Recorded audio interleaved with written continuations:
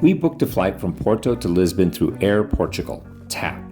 We got to the airport early thinking we had plenty of time, especially since we've been traveling with carry-on baggage only, and didn't have to stand in a line to check bags.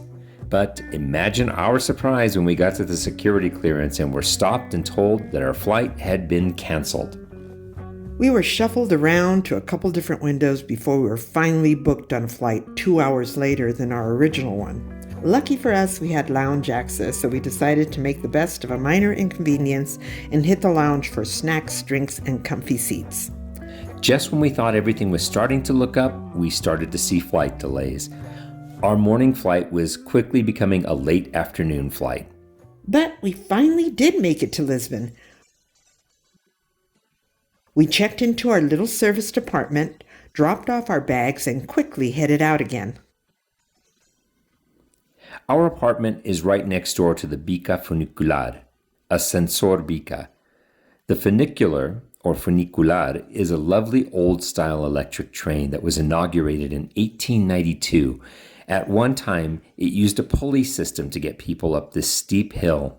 Later, steam was used and finally electricity. In 2002, it was declared a national monument.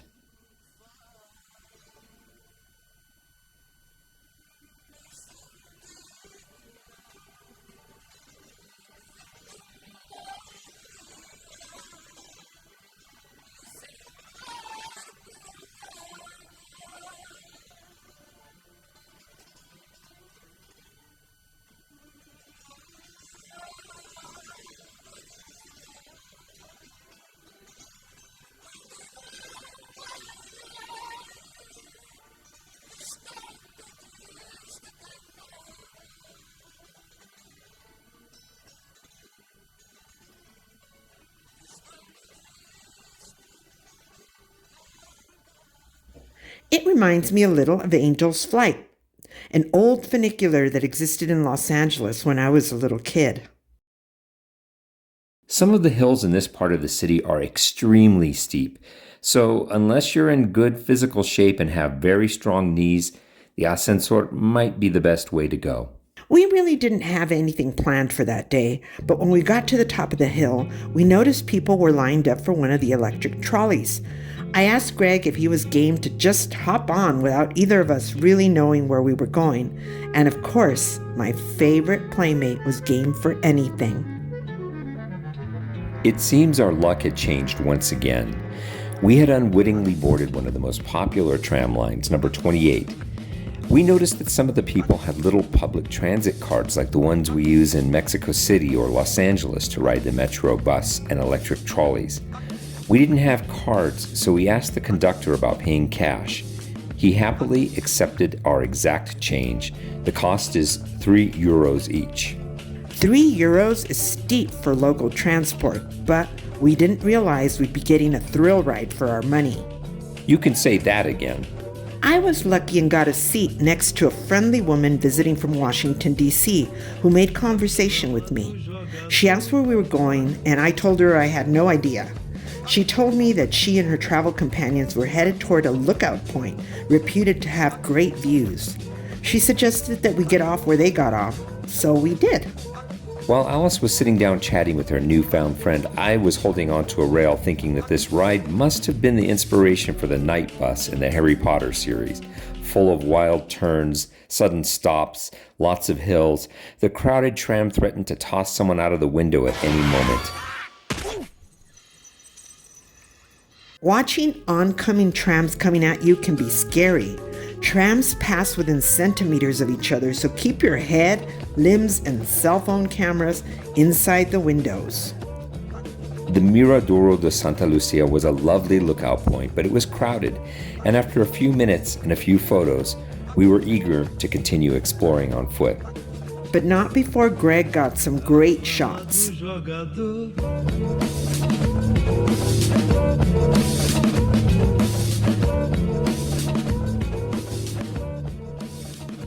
Something that we didn't know about Lisbon is how hilly it is. If you plan to visit, bring good walking shoes with thick soles. I was wearing thin-soled Converse and felt every cobblestone. we walked across the street and noticed a sign with a single word on it, Castle, with an arrow pointing up the hill. We were near a castle. A man overheard us questioning how far it might be and called out to us, "It's a 4-minute walk. Go that way," he pointed, and so we did. This hill and the castle upon it has a fascinating history dating all the way back to the 1st century BC. It's been occupied continuously all the way back to the Phoenicians, and the castle dates back to the time of the Moors.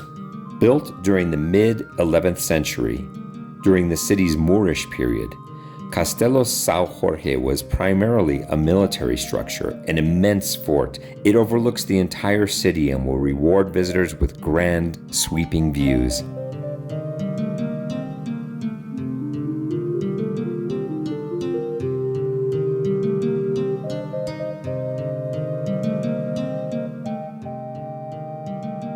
It was captured from the Moors by the Portuguese in the 1147 siege of Lisbon, and afterwards it became a royal palace.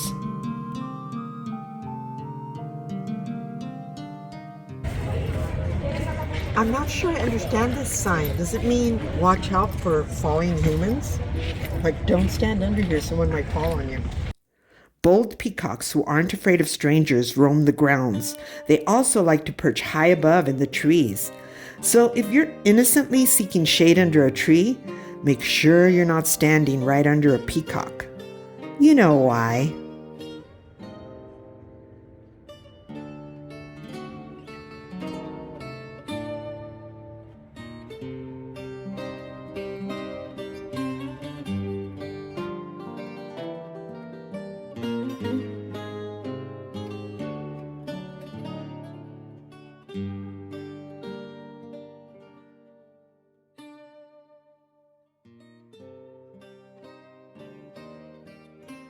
The footage here may lead you to believe that it's 4 or 5 p.m., but the days are long here in Portugal during the month of July, and the sun sets closer to 9 p.m.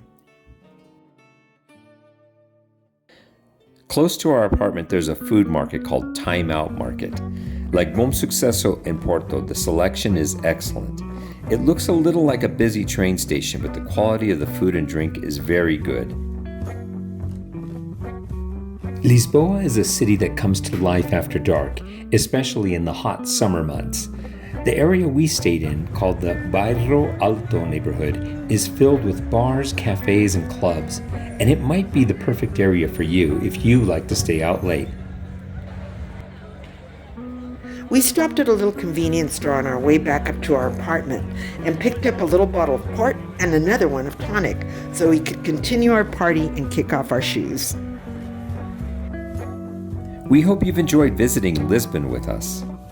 If you have, please give us a thumbs up. It helps us a lot.